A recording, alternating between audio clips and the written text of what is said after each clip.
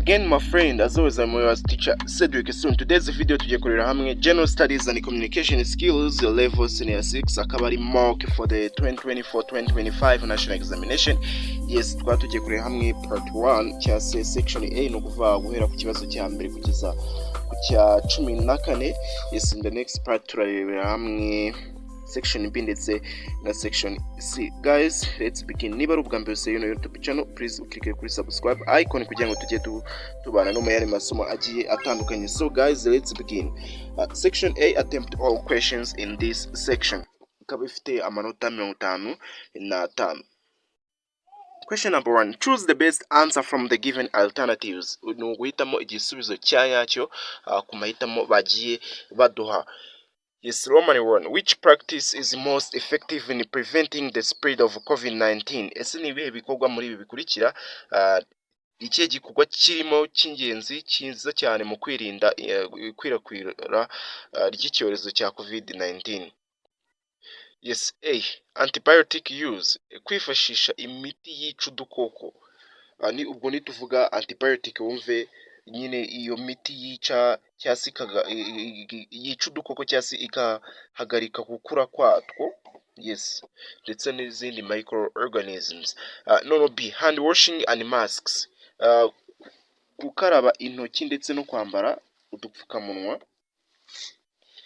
C. Vitamin C supplements. Kugira ibintu byose bikungahaye kuri vitamine C. No D. Avoiding sugar. Kwirinda isukari. What is the real answer? The real answer for this question number 1 is just B. Hand washing and masks. Question number 1 on Roman 2. Which disease is caused by a virus that attacks the immune system's CD4 cells? Ese ni iyihe ndwara iterwa na virusi yataka ubudahangarwa bw'umubiri bwa CD4 cells, bw'uturemangingo twa CD4? Yes, A. Tuberculosis, igituntu. B. Hepatitis B, indwara ya hepatite B. C. HIV or AIDS, sida cyangwa se human immune virus, agakoko kamunga ubuzima bw'umuntu cyangwa se ubudahangarwa bw'umubiri. Yes, D. Malaria cyangwa se malaria imwe iterwa na mosquito. What is the real answer for this question? Roman 2, the real answer is just HIV or AIDS. HIV niyo virusi yataka immune system, ubudahangarwa bw'umubiri. Yeah. Question number 2. Rearrange the following stages in the correct order of the food supply chain. Ugiye kwarenjinga aya ma stage ya food supply chain. Yes. Kuri 1 bari kutubwira processors cyangwa se manufacturers mu nganda. Bamwe bafata za materials, ibyo kurya iki n'iki zikiri muri natural state, tuvuge nk'imyumbati, ibijumba, ibirayi, umuceri, ariko ukiri iyo naturally bakiwukura mu murima noneho bakawugeza mu nganda bakawuprocessinga ukavamo final products zaba consumed. Kabiri ni home or restaurant consumers, mu rugo cyangwa se mu maresitora bitangiye kuribwa. Gatatu ni distributors, bamwe babikwirakwiza. Yes. Kane ni farmers or ranchers, kane ni abahinzi cyangwa se aborozi.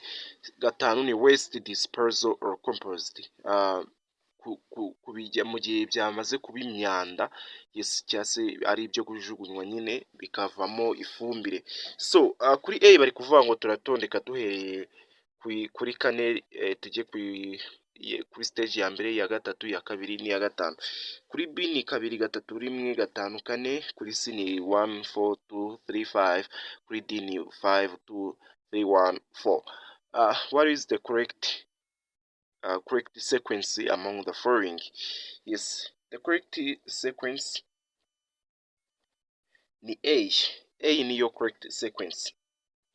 Yes, A iri kutubwira ko turahera ku cya kane.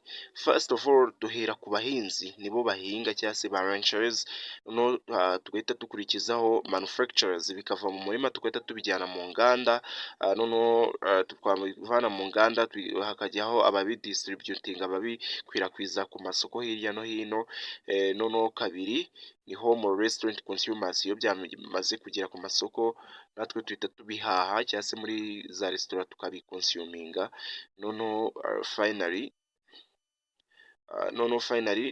ni 5 nyuma yaho ibisigazwa byabyo n'iki tukabijyana muri waste disposal cyangwa se mu myanda.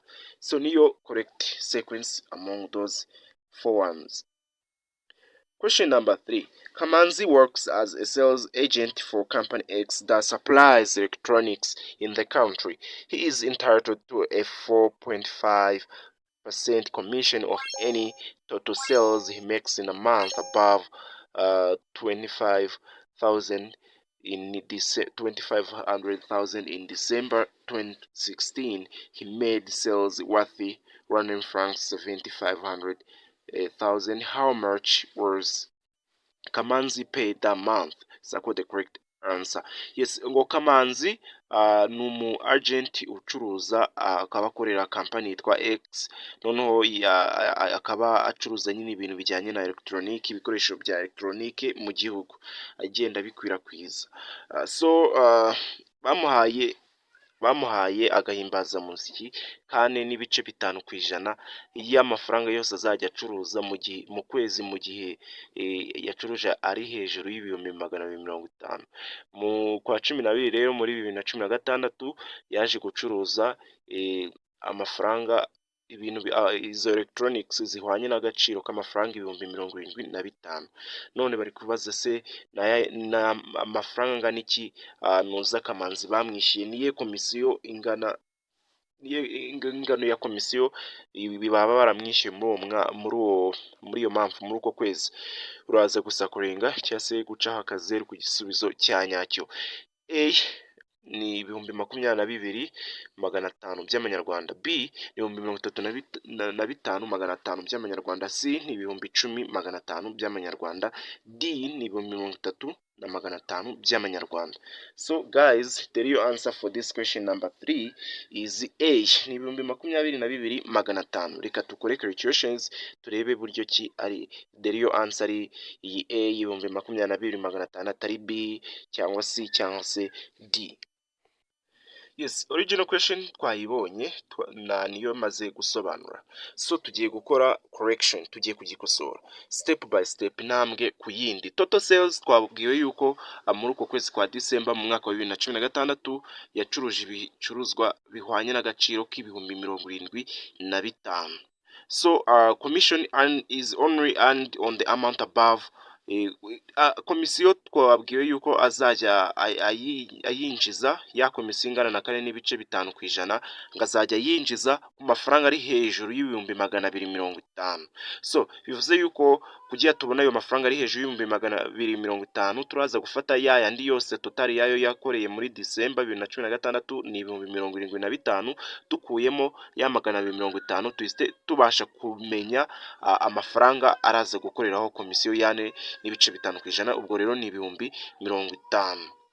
Yes, commission rate twamaze kubona yuko ari 4.5% by'ayo mafaranga ibihumbi 50, kuko ariyo yarenzeho ku bihumbi 250. So amafaranga 4.5% dukubyeho ibihumbi 50 turaza gusanga ari 0.045 dukubye ibihumbi 50. 4.5% bingana na 0.045. Yes, turahita tubikuba kuri ya mafaranga dushaka kubonaho komisiyo. So turaza guhita dusanga ari ibihumbi 22,500. That means that the correct answer is just A, which is Rwandan francs 22,500 Rwandan francs. So guys, let's continue with the question number 4. State whether each of the following statement is true or false. Izi nteruro zikurikira uraza kuvuga niba ziri kuvuga ibintu biri byo cyangwa se ibitari byo. Yeah. A. Economic inequality has no impact on social cohesion. Yes, ese ubusumbane mu by'ubukungu nta ngaruka bufite ku mibanire myiza y'abantu. B. Respect for diversity contributes to social cohesion. Kubaha kuba abantu bashobora kubaho ari abantu bagiye batandukanye bafite imico itandukanye baturuka ahantu hatandukanye, yes, byatuma habaho social cohesion, imibanire myiza. C. Unemployment has no impact on social cohesion. Ibura ry'akazi cyangwa se ubushomeri nta ngaruka bifite ku mibanire myiza y'abantu. D. Shared national identity can help reduce social tensions.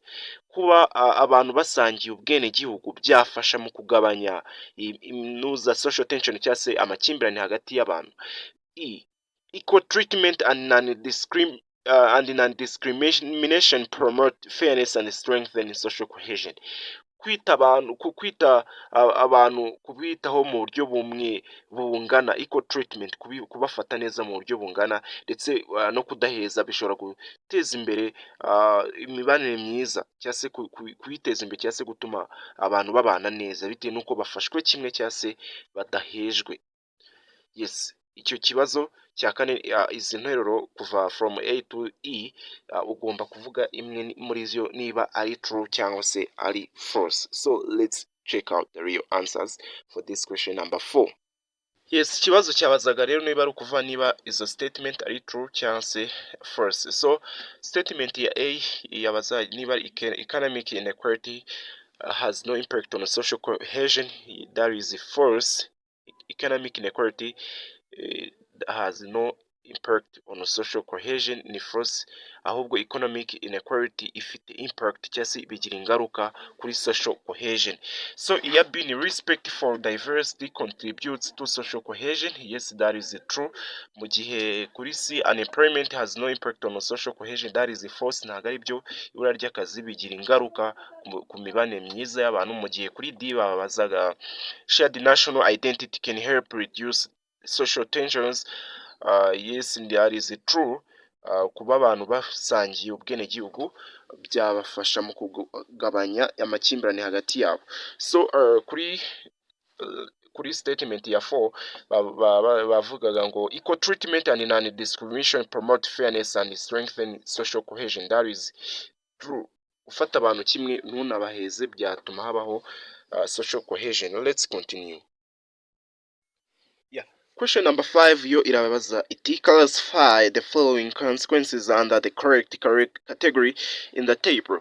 Uraza gufata izi ngaruka uzi classifying mu cyiciro cyazo muri table yazo. Hari table igizwe n'ibintu bibiri, ni negative consequences of impulsive decisions ndetse na positive consequences of rational decisions. Table ya mbere ni ingaruka mbi zo gufata imyanzuro mibi cyangwa se imyanzuro ihubutse. Noneho table ya kabiri ni ingaruka nziza zo gufata imyanzuro wabanje kubitekerezaho nta byo guhubuka. So izo negative consequences na positive consequences zikubiye muri iyi phrase ariyo ngo yielding to peer pressure, kugendera mu kigare, making the right career choices, gufata umwanzuro mwiza w'umwuga uzakora, contracting HIV and AIDS, kwandura sida, living a fulfilled life, kubaho ubuzima bwo kunyurwa, unwanted pregnancy, inda itateganyijwe cyangwa se itashakagwa, iyo utashakaga nyine, environmental conservation, kubungabunga ibidukikije, taking drugs leading to addiction, gufata ibiyobyabwenge bigatuma ubatwa nabyo, prosperity in career, business and other aspects of life, iterambere mu gukora muri business ukora ndetse n'ibindi bigiye bitandukanye mu bisata bigiye bitandukanye by'ubuzima, immorality, imico mibi, success in exams, kugira intsinzi muri exam. So ibyo byose nibyo ugiye guclassifyinga muri iyi table. Let's check out the real answer for this question.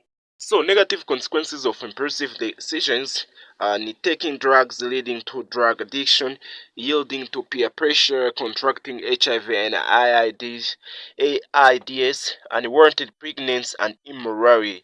So positive consequences of rational decisions. It is prosperity in career, business, and the other aspects of life, making the right career choices, and success in exams, and even also environmental conservation. That is why you have to answer for this question number 4. Let's continue with the next question. Yes, the next question is just question number 6, which is asking to match the items in column A concepts with the correct meanings in column B. Yes, n'aya ma terms yo muri column A turaza kumacinga n'ayo muri column B. Ubwo ni ukuvuga ubusobanuro bw'ayo ma concepts cyangwa se ayo ma terms. Yeah, that is the question number 6. Yes, muri column A dufitemo society norms, ubwo ni ukuvuga amategeko ya sosiyete. Kuri B ni human rights, uburenganzira bwa muntu. 3 ni empathy, kugira impuhwe cyangwa se to put yourself into others shoes like that. 4 ni active bystandership, kugira uruhare ukagira uruhare mu bintu mu bikorwa byaba bibayeho runaka, cyangwa se ikibazo cyaba kibayeho runaka ugahita utabara ibintu nk'ibyo, ntuterere iyo, ntube nyamuterere iyo. 5 ni inclusiveness, kudahezwa nawe ukaba ufite ahantu hubarizwa, uri included. So B nako muri column ni B tugiye kureba meanings. A ni the ability to understand and share the feelings of others, ubushobozi bwo kumva none ukisangiza ibyumviro cyangwa se ibyumviro by'abandi bantu, niba bababaye nawe ukababarana nabo, niba bishimye nawe ukishimana nabo. B, standing up or taking action to support others especially in difficult situations, guhaguruka ukagira uruhare nawe ugafasha abandi bantu cyane cyane mu gihe hari situation igoye cyane. C, principles or rules that are generally accepted by members of society, amahame cyangwa se amategeko yemewe n'abanyamuryango ba sosiyete y'umuryango mugari. The moral and legal entitlements that every person should enjoy, imico cyangwa se uburenganzira, legal entitlements cyangwa se rights, buri wese aba agomba kwinjoyinga, kwishimira cyangwa se kubaho neza bitewe nayo. Ensuring all members of society are involved and none are excluded, kumenya neza yuko abanyamuryango bose ba sosiyete babarizwa muri icyo kintu, nta n'umwe uhejwe, bose bakisangamo. So let's check out the real answer for this, turebe uburyo ki zabaye matched. Society norms ugomba kuyimatchinga, yes, ugomba kuyimatchinga na C, ubwo ni ukuvuga principles or rules that are generally accepted by members of society. Noneho kabiri, human rights ugomba kuyimatchinga na D, ubwo ni ukuvuga moral and legal entitlements that every person should enjoy. Noneho gatatu, empathy cyangwa se kugira impuhwe ugomba kuyimatchinga na A, ubwo ni ukuvuga the ability to understand and share the feelings of others, mu gihe active bystandership ariyo B, ariyo ugomba, yes, ariyo kane ugomba kuyimatchinga na B, ariyo standing up or taking action to support others especially in difficult situations, mu gihe iya nyuma ari 5 inclusiveness, ariyo tugomba kumatchingana na E, ariyo ensuring all members of society are involved and none are excluded. That is how you have to merge. Yes, that is the answer for this question number 6. So let's continue with question number 7. So guys, question number 7 is just asking that which two of the following are key factors promoting social cohesion? Circle the correct answers. Yes, muri ibi bisubizo uko ari bine, hitamo bibiri bya nyabyo byaba biteza imbere imibanire myiza y'abaturage, y'abantu muri rusange, nyine bakabana mu mahoro. Yes, A, good governance, imiyoborere myiza. B, inequality, ubusumbane. C, forgiveness, kubabarira. D, corruption, ruswa cyangwa se ibindi bikorwa byose bibi. Yes, the real answer for this question number 7, it is just A and C, good governance and forgiveness. Question number 8, which 3 of the following are types of gender-based violence response mechanisms? Circle the correct answer. Yes, muri ibi ngibi bisubizo uko ari bigera kuri bitandatu, ni ibihe bitatu bya nyabyo byaba ari ubwoko bwa gender based violence response mechanisms, uburyo nyine uburyo twarwanya ihohoterwa rishingiye ku gitsina, yes, cyangwa se uburyo twabyitwaramo mu gihe byanabayeho hariho nk'umuntu wahohotewe, yes. So tugiye gusakoringa cyangwa se guca akazeru ku gisubizo cya nyacyo. Icya mbere ngo ni Roman 1 reporting to authorities, gutanga raporo ku bayobozi. Roman 2 victim blaming, nituvuga to blame nta kwishinja amakosa cyane, victim ni uwahohotewe, ubwo victim blaming turaza gushinja amakosa umuntu wahohotewe. Yes. Gatatu ni sports competitions, amarushanwa mu bya mikino ya siporo cyangwa se imikino ngororamubiri. Yes. 4 counseling and awareness campaigns. Counseling ni ubujyanama, gushyiraho ubujyanama ndetse no kugira ubukangurambaga bwigisha ku bijyanye na gender based violence response. Yeah. Roman 5 ni cooking classes, amashuri yigisha ibyo guteka. Roman 6 nako ni legal assistance, ubufasha bwemewe. Yeah. What is the real answer? What is the 3 real answers, just the correct answers among those 6 ones? The real answer for this question number 8 ni Roman 1, Roman 4 and Roman 6. Roman 1 ni reporting to authorities, Roman 4 ni counseling and awareness campaigns, mu gihe Roman 6 ari legal assistance. Ibyo nibyo bisubizo bitatu wagakwiye kuhitamo. Let's continue with the question number 9. Choose the best answer from the given alternatives. Ugiye guhitamo igisubizo cya nyacyo mu mahitamo baraba baguhaye agera kuri ane. Yes. Ikibazo cya mbere, what role does education play in cultural preservation? Se ni uruhe ruhare uburezi bugira mu kubungabunga umuco no kuwurinda ko wakangirika? A. It accelerates cultural change. Uburezi butuma habaho guhinduka k'umuco. B. It promotes cultural understanding and awareness. Uburezi buteza imbere kumva ibijyanye n'umuco w'abantu ndetse no kuwumenya. C. It encourages cultural assimilation. Uburezi bw'encouraging cyangwa se bushishikariza cultural assimilation, kumwe dushobora guta umuco wacu tukigana uw'abandi. D. It diminishes the importance of cultural heritage. Yes, uburezi bugabanya akamaro k'umurage w'umuco. So what is the real answer for this question number 9? The real answer for this question number 9 is just B. Education promotes cultural understanding and awareness. Roman 9, question number 9 on Roman 2. Maintaining an provides a financial cushion during unexpected expenses. Ese gutumaho habaho maybe emergency fund, just investment portfolio, cyangwa expense tracker cyangwa se retirement plan. Ubwo nituva retirement plan ni gupanga buryo ki amasaziro yawe ukaba wakizigama. Expense tracker, kumenya amafaranga yo wagiye usipendinga ku kantu n'ukandi ukabiwenda ukabirikodinga. Investment portfolio, first of all, portfolio ni imitungo yo muri business bisobanuye assets, mu gihe muri finance ari itsinda rya investment, uburyo wagiye ushora ahantu hagiye hatandukanye, ndetse n'indi mitungo y'umwinvestor. Ubwo rero investment portfolio ni izo assets zuba waragiye ushora ahantu, ndetse na emergency fund, ya mafaranga y'ubwiteganyirize uba waravuze wenda mu gihe cy'ibyago runaka, yes, nzayakoresha. So bari kuvuga ku maintaininga, gushiraho kimwe muri ibyo ngibyo tumaze gusobanura bishobora gutuma habaho financial cushion. Cushion ubundi ni umusego, mbese bishobora kudutabara mu gihe tugize ikibazo cy'amafaranga, during unexpected expenses, mu gihe dushobora kuba spending amafaranga iyo tutari twiteze. So the real answer for this Roman 2 on question number 9, it is just A, emergency fund.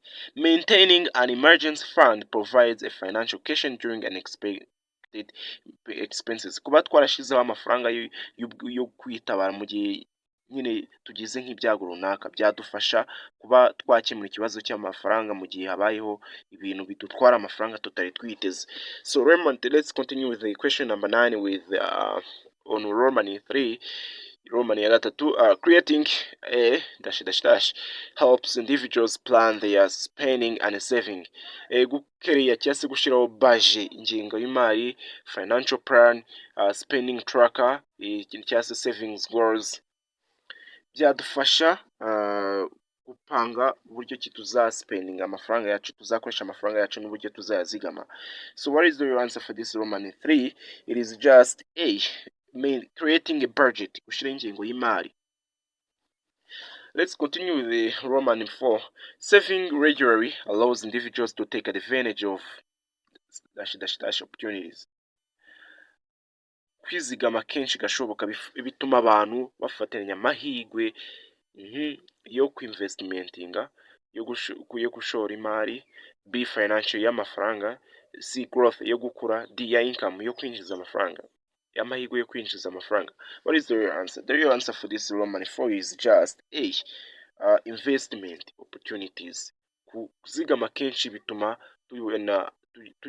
tufatiranya amahirwe yo kushora, kuko nyine ntabwo washora utasevinze amafaranga y'utizigamye, ntabwo washora amafaranga y'utizigamye. Mbere yo gushora bibanzirizwa no kwizigama. So rero kwizigama biduha amahirwe yo kuba twashora, noneho ya mahirwe yo gushora tukaya accessingaho.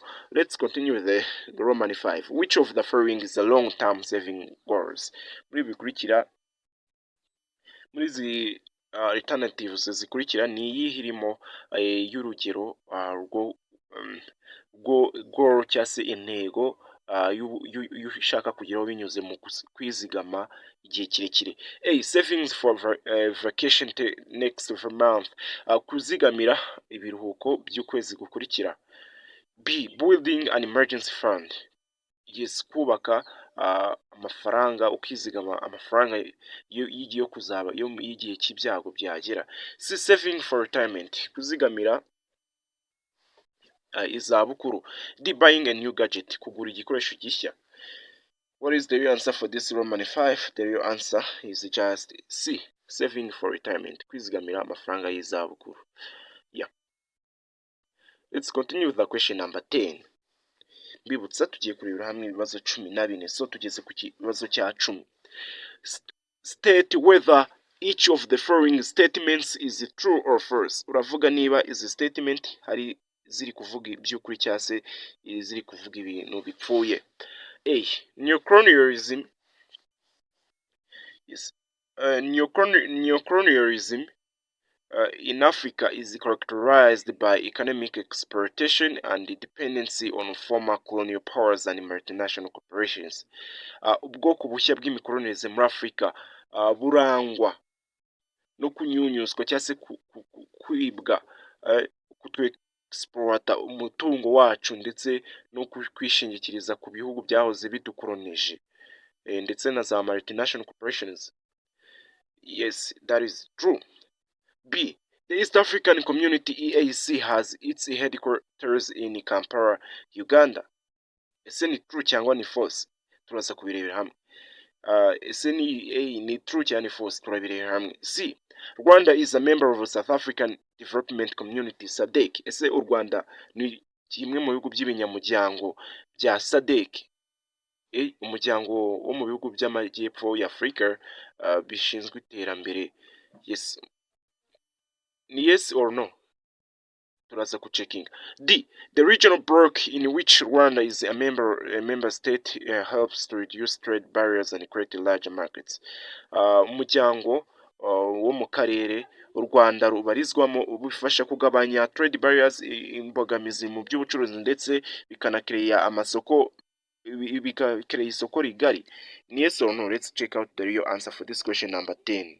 It is true, neocolonialism in Africa is characterized by economic exploitation and dependence on former colonial powers and multinational corporations, and it is false to say that the East African Community EAC has its headquarters in Kampala, Uganda, and it is false to say that Rwanda is a member of the Southern African Development Community SADC, and it is even also true to say that the regional bloc in which Rwanda is a member state helps to reduce trade barriers and create larger markets. So, yeah.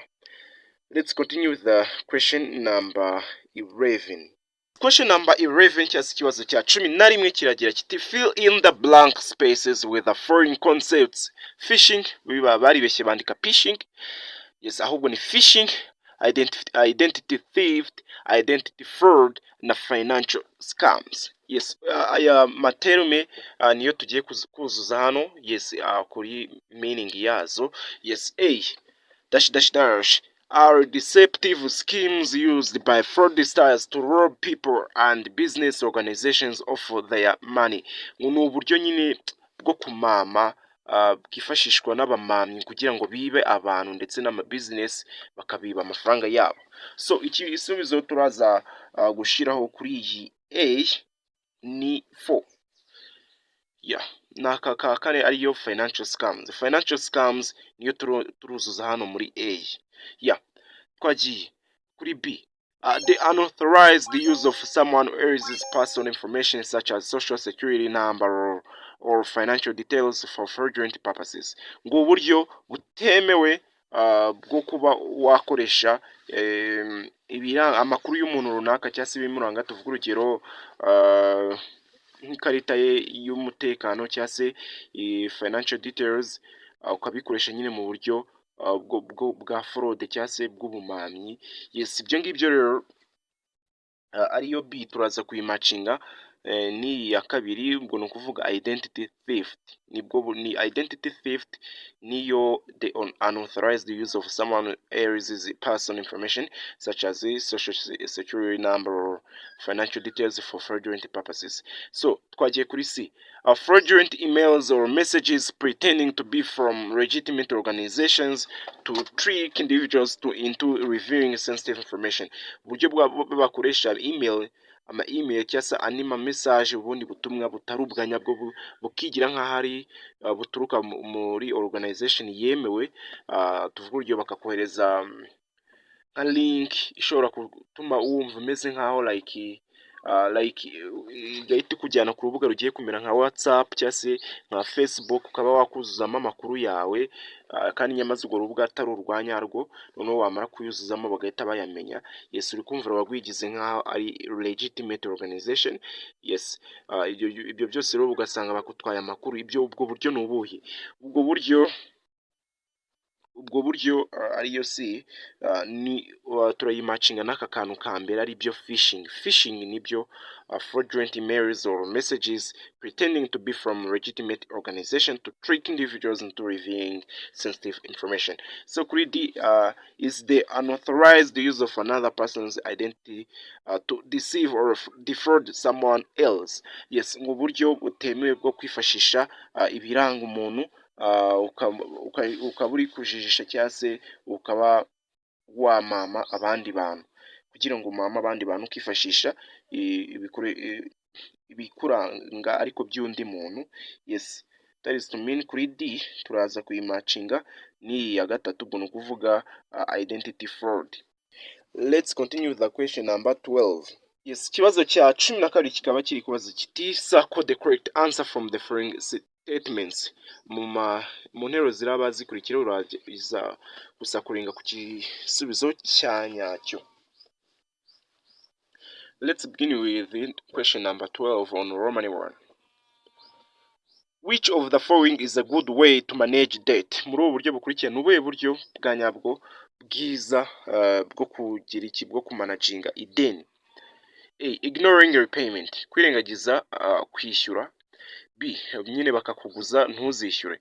B. Borrowing more to repay existing debt, kuguza amafaranga arenzeho kugira ngo ubashe kwishyura ideni wari usanganywe. Tuvuga urugero, niba umuntu wari umurimo 1000 ukamubwira ati nguze 1000 nkwishyure mbe musigayemo iri shyashya, cyangwa se ukajya kuguza undi muntu utandukanye, undi muntu ukamuguza 1000 ukishyura wundi wari usanzwe urimo 1000, n'uwo wundi ukaba habonetse irindi deni rishya.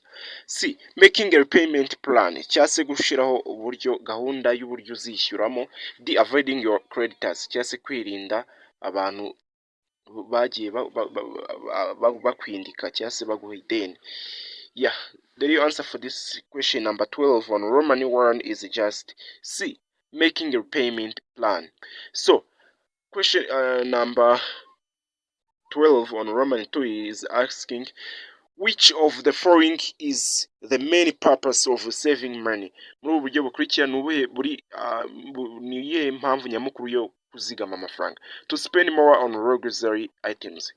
Ese tuzigama amafaranga kugira ngo tuzabona amafaranga menshi tutakaza ku bintu biri luxury, ibintu nk'ibyo bihenze, yes, byo kwishimisha. B, to have money available for future needs or emergencies. Ese twizigama kugira ngo tuzagira amafaranga iyo tuzifashisha ahazaza nituyakenera cyangwa se duhuye mu gihe tugeze mu bihe bidasanzwe. C, to pay more taxes. Ese twizigama amafaranga menshi kugira ngo tuzishyure imisoro myinshi. D, to increase daily expenses. Ese twizigama amafaranga menshi kugira ngo twongere amafaranga yo tugenda dutakaza buri munsi. The real answer for this question number 12 on Roman 2 it is just B. Let's continue with the Roman 3. Which of the following is a common source of borrowing for individuals? Muri uburyo bukurikira ni iyihe iri source, common source, aho dukura amafaranga rusange yo kugira y'inguzanyo ku bantu nyine bagiye batandukanye. A, Central Bank. B, Commercial Bank. C, International Monetary Fund. D, Stock Exchange. Ese ni ku masoko y'imari n'imigabane. Ese ni muri IMF. Ese ni muri Commercial Bank cyangwa se ibigo by'imari, ese ni Central Bank. So the real answer for this question number 12 on Roman 3 is just B, ni muri Commercial Bank. Yes, Roman 4. Why might a business borrow money? Ese ni kubera iki business yakenera kuguza amafaranga? Kuguza, yeah. A, to reduce profits, kugira igabanya inyungu. B, to invest in expansion and increase future profits, kugira ngo yongere nyine mu gushora amafaranga ndetse inongere inyungu zishobora kuzavamo mu gihe kizaza. C, to pay personal expenses, kugira ngo business yishyura amafaranga y'umuntu ku giti cye. D, to delay paying taxes, kugira ngo itinze kwishyura imisoro. So the real answer for this question number 12 on Roman 4 is just B, to invest in expansion and increase future profits. Let's continue with the question number 13. Kibazo cya 13. Fill the blank spaces with the following concepts. Aya matelme ariyo saving, grant, friends, business or personal, na value na venture capital, nibyo tugiye kuzuza muri zino blank spaces muri iyi myanya. Roman 1. I used my personal ... to fund the investment which I had saved over time.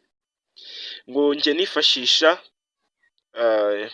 ibintu byanjye ku giti cyanjye kugira ngo nzagire investment, nzashore, yes, nkifashisha ibyo bintu byo nizigamye igihe kirekire. Buri kumva the real answer for this question Roman 1 ni savings. I use my personal savings. Yeah. Let's continue with the Roman 2. Investment in productive assets like land or business increases ... over time. Kushora mu mitungo yunguka nk'ubutaka ndetse na business byongera ... mu gihe runaka. So the answer for this question number 13 kuri Roman 2 it is just value. Investment in productive assets like land or business increases the value over time. Let's continue with the Roman 3. To raise capital I took out ... loan from a bank or credit union.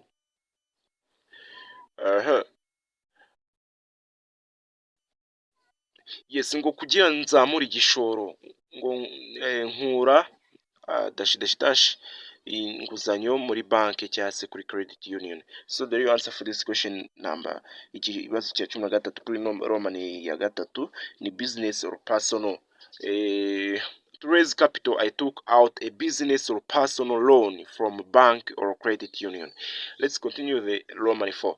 I secured funding from dash dash dash investors who provide capital in exchange for equity in my business.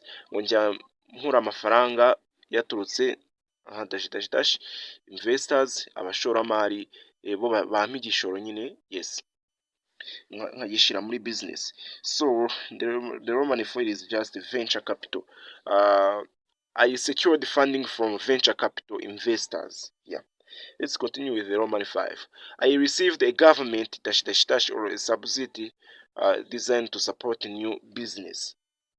Yes, ngo nakiriye inuza ya leta inyi dash dash dash kugira ngo mfashe business yanjye nshya, ni grant. I received the government grant. Yes. Roman 6. I borrowed money from dash dash dash or family members under informal terms. Unatiye amafaranga uturuka cyangwa se mu muryango kugira ngo yes, under informal terms, nta masezerano ya danger tugiranye. So uzuzamo friends, nagujije amafaranga yaturutse ku nshuti zanjye cyangwa ku muryango wanjye. Yeah, let's continue with the last question. Question number 14.